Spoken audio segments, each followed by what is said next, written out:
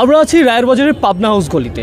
সকাল 7টায় ঢালাইয়ের পরে এখন যে সড়কটি দেখতে পাচ্ছেন পুরো ভেঙে গেছে, মনে হচ্ছে ক্রিকেট পিচে ফাটল ধরেছে। কিন্তু এই গলিটি হলো পাবনা হাউসের অত্যন্ত ব্যস্ততম একটি গলি। সেই গলির জায়গায় শুধু বালু দিয়ে একটি ঢালাই দিয়ে গিয়েছে এলাকাবাসীর অভিযোগ, এবং সেই রাস্তাটি পুরোপুরি ভেঙে চৌচির। সেই সড়কের সাধারণ মানুষ ক্ষিপ্ত হয়েছেন এবং এই মুহূর্তে এসে পরিদর্শন করেছেন ঢাকা 13 আসনের মাননীয় সংসদ সদস্য ববি হাজ্জাজ। এবং এখন এলাকাবাসীর কি দাবি, সে দাবিটা শুনবো। আমরা তো এই রাস্তা দিয়ে চলাচল করে, আমরা যদি রাস্তা খারাপ হইতেছে আমরা এই দুর্নীতি হয়েছে। মনে হয় কি দুর্নীতি তো হয়েছে, মনে হয় এটা কি এটা একটা ঢালাই ভিতরে দিবে রড, রাস্তার ভিতরে তো রড দিবে, এটা কোনো রড দেয় না, শুধু পলিথিন দিয়ে ঢালাই দিয়ে গেছে। আর এই রাস্তা আগে দেখছি মিক্সার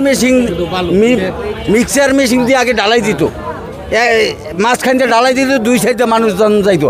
আর এবার যে সিদ্ধাত করছে মেশিন দিয়া ঢালাই দিয়ে দিছে, মানুষের ভিতরে যে সিদ্ধাত গেছে সকালবেলা আপনারা দেখলে পাগ অস্থির হয়ে যাইতেন।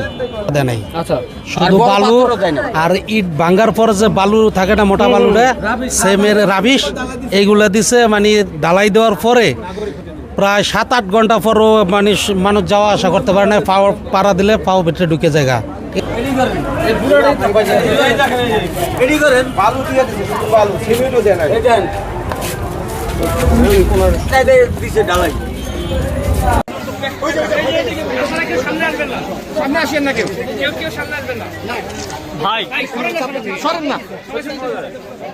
এটার কন্ট্রাক্ট কারা করেছে?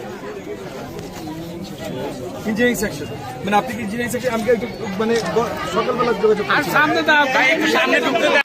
ইঞ্জিনিয়ারিং দেখানো করেন না, বাট যেই জায়গায় সবচেয়ে বেশি খারাপ অবস্থা ওখানে ফান্ডাটা তো বেশি খারাপ। এটা এখানে তো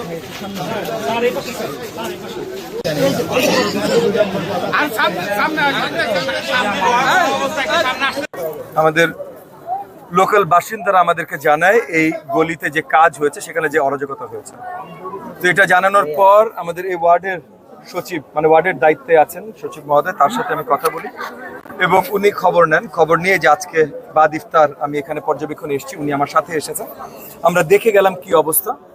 উনি ইতিমধ্যে ইঞ্জিনিয়ারিং অফিসে কথা বলেছেন, আমি ওনাকে দায়িত্ব দিয়েছি, উনি যদি ওনার কথা যদি না শুনে তাহলে কালকে আমি নিজেই ডাকবো। ওনাকে দায়িত্ব দিয়েছি যে আগামীকাল ইঞ্জিনিয়ারিং অফিস থেকে, মানে zone 5 Dhaka city corporation zone 5 যে ইঞ্জিনিয়ারিং অফিস